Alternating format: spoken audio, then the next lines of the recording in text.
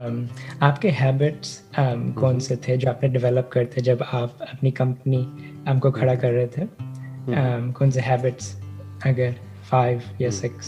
I'll not give you in points कि भाई ये number 1, number 2, number 3, number 4, number 5, all that, like because that becomes more like theoretical. मैं आपको actual में बताता हूँ कि जो भी मैंने लाइफ में अचीव किया उसमें क्या मेरी लाइफ का सबसे बड़ा टर्निंग पॉइंट था. There was a point in time in my life जब मैं ऑलमोस्ट आप कह सकते हो मैं बहुत कुछ कर रहा था. बिजनेस में यही प्रॉब्लम होती है. बिजनेस में क्या होता है कि आप एक काम कर रहे होते हो तो आपके पास में जो भी काम आता है आप कहते हो चल मैं ये भी कर लेता हूँ, फिर कोई नया काम आता है आप कहते हो मैं ये भी कर लेता हूँ, फिर ये भी कर लेता हूँ. तो इस तरीके से there are lot of things that can be done. तो बिजनेस में सबसे इंपॉर्टेंट ये नहीं है कि हमको क्या करना है, सबसे इंपॉर्टेंट ये है कि क्या छोड़ना है. उसके लिए करेज चाहिए होता है, उसके लिए अंदर से दम चाहिए होता है, उसके लिए विजन चाहिए होती है. क्योंकि जब तक आपको कुछ बड़ा नहीं दिखेगा तब तक छोटा ही आपको बड़ा लगने लग जाएगा. For example, there was a point in time in my life, maybe at the age of around आप कह सकते हो 22-23 साल की एज तक, जब मैं काफ़ी कुछ एक साथ करता था. Because photography in itself is a big field. इसमें बहुत तरह के शूट्स होते हैं. तो कोई भी शूट आता था मैं कह देता था हाँ ठीक है हम करेंगे, नो प्रॉब्लम, जैसे सब फोटोग्राफर्स करते हैं. बट एक पॉइंट ऐसा आया जब मैंने अपना सारा फोकस एक ही जगह पर लगा दिया. उस वक्त वहाँ से जो रिटर्न आ रही थी वो ज़ीरो थी. लेकिन मुझे पता था कि अगले 3 साल बाद या 5 साल बाद यहाँ से अगर मैं अपनी एनर्जी और अपना फोकस यहाँ पर डालता हूँ तो क्या हो सकता है. तो बेस्ड अपॉन दैट मैंने अपनी पूरी एनर्जी और पूरा फोकस एक ही जगह पर लगा दिया. That was stock photography, images बाजार जो हमने शुरू किया था. 2006 में उसको लॉन्च किया था, बट उसके ऊपर काम शुरू हो गया था 2005 से. तो 1 साल तक तो हमने सिर्फ कंटेंट बनाया था. और 2006 में भी लॉन्च करने के बाद एकदम से ये नहीं कि बहुत सक्सेसफुल हो गया था, उसके भी बाद 1-2 साल लगे थे उसको थोड़ा स्टेबल होने में. तो आप कह सकते हो कि लाइफ के 2 साल मैंने इस तरीके से लगाए थे अपने एक ऐसे काम में जिसमें कोई रिटर्न नहीं आ रही थी और जहाँ से मेरे को एक्चुअल में बहुत अच्छी रिटर्न आ रही थी. इतनी अच्छी कि अगर मैं किसी को बताऊँ अभी कि भाई इतना I was earning in a month, तो उनके कान खड़े हो जाएंगे. वो कहेंगे अच्छा इतना, और उसको आपने छोड़ दिया. मतलब उस सबको मैंने ना कर दिया. मैंने कहा वो नहीं करना तो नहीं करना. अब चाहे वहाँ से कितना भी पैसा आता है, वो नहीं करना तो नहीं करना, और हमें सिर्फ यही करना है.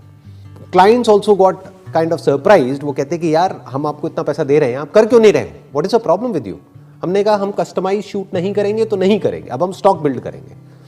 दोनों में बड़ा डिफरेंस है. कस्टमाइज शूट का मतलब होता है सर्विस ओरिएंटेड अप्रोच, जिसमें कि जो सामने वाले की रिक्वायरमेंट है उसके हिसाब से हम शूट कर रहे हैं. और stock is more like a product based approach, जहां पर हम अपना स्टॉक क्रिएट कर रहे हैं, अपने हिसाब से हम कुछ क्रिएट कर रहे हैं. वो बिकेगा या नहीं बिकेगा वो भी हमको नहीं पता है. किसी को वो पसंद आएगा या नहीं आएगा फ्यूचर में पता नहीं, वो सक्सेसफुल होगा या नहीं होगा पता नहीं. But I had that conviction, I had that vision. तो उस समय हमारे 2 सेटअप्स होते थे. मैंने एक सेटअप को पूरी तरह से बंद कर दिया, although that was very very successful at that point in time. उसको पूरी तरह से बंद कर दिया. जितने शूट्स हमारे पास आते थे सबको मना कर दिया, सारे क्लाइंट्स को मना कर दिया कि अब हम एक भी कस्टमाइज शूट नहीं करेंगे, एक भी पोर्टफोलियो शूट नहीं करेंगे, एक भी ऐसा शूट नहीं करेंगे जो किसी भी और के लिए हो. अब हम जो भी शूट करेंगे वो सारा स्टॉक शूट होगा. 2005 में मैंने डिसीजन लिया था. आज 2020 है, तो 15 साल हो गए हैं, और पिछले 15 साल में हमने एक भी कस्टमाइज शूट नहीं किया है. जबकि अगर आज हम चाहें तो हमारे पास में मतलब किसी भी लेवल का कस्टमाइज शूट आ सकता है. बट हमारा फोकस बिल्कुल क्लियर है कि this is what we want to do, this is what we are doing. क्योंकि स्टॉक में सबसे इंटरेस्टिंग चीज क्या है कि हमको कोई बताता नहीं है कि आपको ये करना है, आपको वो करना है. मतलब हमारे पास पूरी फ्रीडम है. हमारे पास मतलब हमारी टीम के पास में पूरी फ्रीडम है. जो मन करे वो शूट करो, जो मन करे वो क्रिएट करो. तो जब हमने स्टार्ट किया था तो मार्केट रिक्वायरमेंट को समझ करके फिर हम शूट करते थे. आज हम क्या करते हैं, आज हम मार्केट के जो ट्रेंड्स हैं उसको सेट करते हैं. मतलब जो हम शूट कर देते हैं वही मार्केट में ट्रेंड बन जाता है. Because now we are the largest player in India in our field. तो अब क्या होता है कि जिस तरह का शूट हम करते हैं वही ट्रेंड बन जाता है. मतलब एक स्टाइल ऑफ शूट, एक काइंड ऑफ शूट जो किसी ने सोचा भी नहीं होता, वो हम सोचते हैं. Right from the stage of conceptualization to execution, वो सारा हमारी पूरी की पूरी टीम है. Right from creative researchers to creative directors to art directors to photographers to makeup artist, stylist, आगे जितना भी कुछ होता है, post production, editing, retouching, after effects, वो सब हमारा इन हाउस टीम है पूरी की पूरी. तो बिल्कुल जीरो से लेकर के एंड तक वो सब कुछ हम खुद ही करते हैं, और इसमें हमको करने में मजा आता है. क्योंकि कोई हमको बताने वाला नहीं है कि आपको यही करना है, क्योंकि ज़रूरी नहीं है वो जो हमको बता रहा है करने के लिए, वो जो कह रहा है करने के लिए, वो हमारा करने का मन हो या वो करने में हमको अच्छा लगे। मेरा जो एक फोकस था पहले शुरू में करियर में, वो था कि जो भी काम मैं कर रहा हूँ फोटोग्राफी में, उससे रिलेटेड जो भी काम आ रहा है वो सब करते रहो। ज़्यादातर लोग ऐसे ही करते हैं। फिर एक पॉइंट ऐसा आया जब मैंने पूरा अपना फोकस उठा करके एक ही जगह पे डाल दिया और बाकी सब जो भी कुछ था उस सबको मना कर दिया। तो अभी जैसे आपने बात करी अपने एक्सपीरियंस के बारे में, दैट एक्चुअली वेरी, अभी जो मैं मोमेंट में जैसे मेरी लाइफ चल रही है, I am actually, that's the perfect answer I was kind of looking for, to not मतलब भटको ना, है ना, एक चीज़ पर ध्यान रखो एंड फोकस ऑन एंड से। ये बहुत बड़ी क्वालिटी होती है कि मतलब बेसिकली इससे होता क्या है, पहले इसको टेक्निकली समझते हैं। जब हमारा और हमारी पूरी टीम का, अभी खैर हमारे पास में तो पूरी की पूरी टीम है, आप अकेले अभी कर रहे हो काम, अगर आप अभी जो भी कर रहे हो उसमें पूरा अपना फोकस एक ही जगह पे डाल देते हो कि this is what I want to do based upon the vision that I have got, कि आज ये हो रहा है दुनिया में, लेकिन आने वाले 3 साल बाद या 5 साल बाद ये होने वाला है, लेकिन उसके लिए आज से काम करना पड़ेगा, क्योंकि 5 साल बाद तो ऑलरेडी उस काम को हजारों लोग कर रहे होंगे क्योंकि वो रियलिटी बन चुका होगा।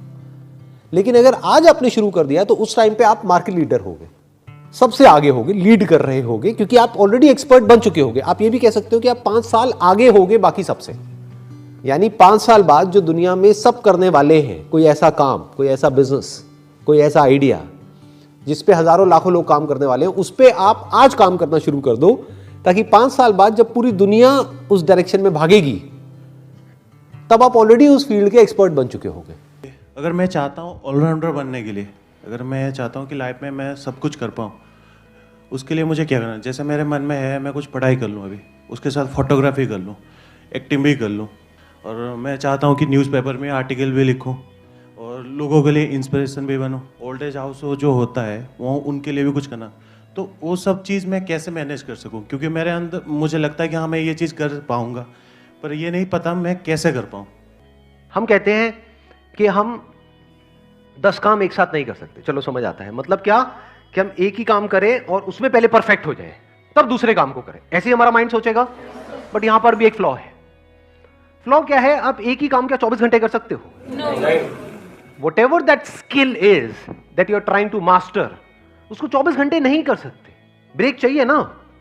For example that could be dancing. अभी जो आपने बोला भी था शायद, है ना, कि भाई डांस करना अच्छा लगता है, तो पहले हम डांस को मास्टर करें। क्या हम 24 घंटे डांस कर सकते हैं?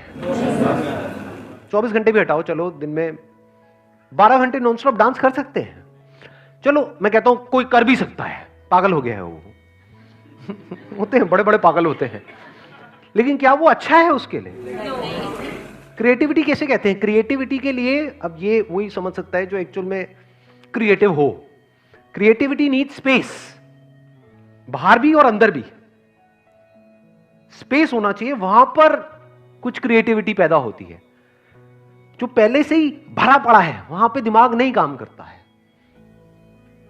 तो you need space in between.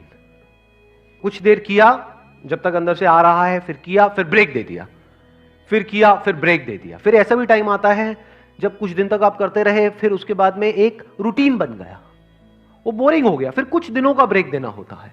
ये मैं किसी भी क्रिएटिव फील्ड की बात कर रहा हूं। You need to get away from it, space देना होता है, फिर वापस से शुरू करना होता है।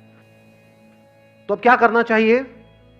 पहले डांस किया, मान लो दिन में 1 घंटा 2 घंटा या 1 घंटा सुबह 1 घंटा शाम को, डांस से ब्रेक लिया, करा फोटोग्राफी जिसकी अभी आपने बात करी, फिर कुछ और किया, फिर बीच में स्पेस भी दिया।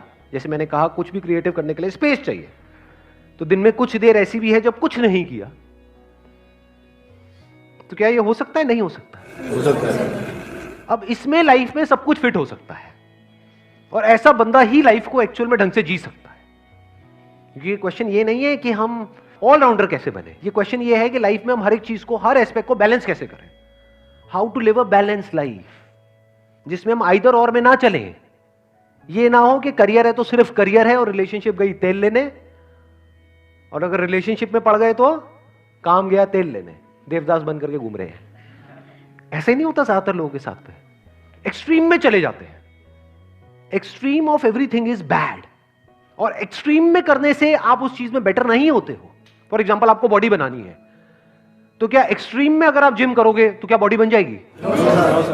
जब तक मसल को आप रेस्ट नहीं दोगे तब तक वो ग्रो नहीं करेगी। ये बात पता है हमको? कितने हैं जो जिम विम जाते हैं और प्रॉपरली मतलब अच्छे से बॉडी बिल्डिंग करते हैं? मैं ठीक कह रहा हूँ, गलत कह रहा हूँ? बॉडी, हाँ करेक्ट कह रहे हैं, करेक्ट कह रहा हूँ ना? मुझे लगा आपने हिंदी में बोला है, गलत कह रहे हैं। मसल को ग्रो करने के लिए अगर हम चाहते हैं मसल्स ग्रो करें तो रेस्ट भी बहुत जरूरी है। अब वो जो रेस्टिंग फेज है उसमें क्या करोगे?